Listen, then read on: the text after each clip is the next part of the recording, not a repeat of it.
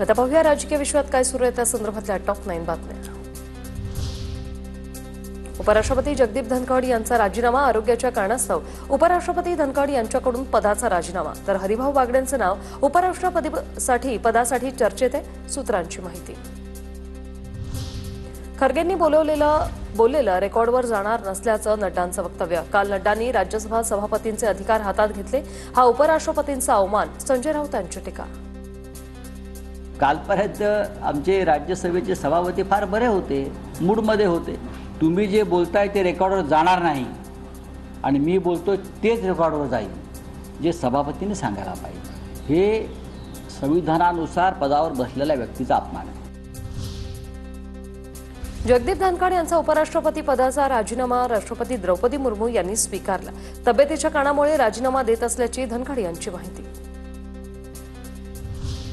जगदीप धनखड यांच्या निरोगी आयुष्यासाठी कामना करतो। उपराष्ट्रपती पदासह त्यांनी अनेक महत्त्वाच्या पदांवर महत्त्वपूर्ण भूमिका बजावल्यात। पंतप्रधान नरेंद्र मोदींकडून धनखड यांच्या राजीनाम्यावर पहिली प्रतिक्रिया।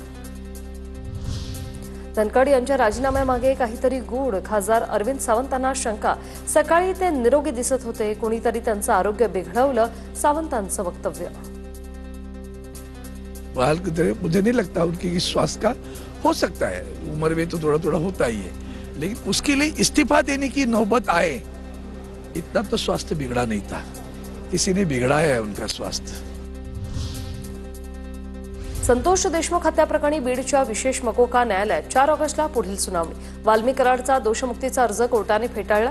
कराडनंतर आता विष्णू चाटेसह सर्व 7 आरोपींचा दोषमुक्तीसाठी अर्ज, तर वाल्मी कराडकडून जामिनासाठी अर्ज। सरकारी वकील उज्ज्वल निकम यांची माहिती।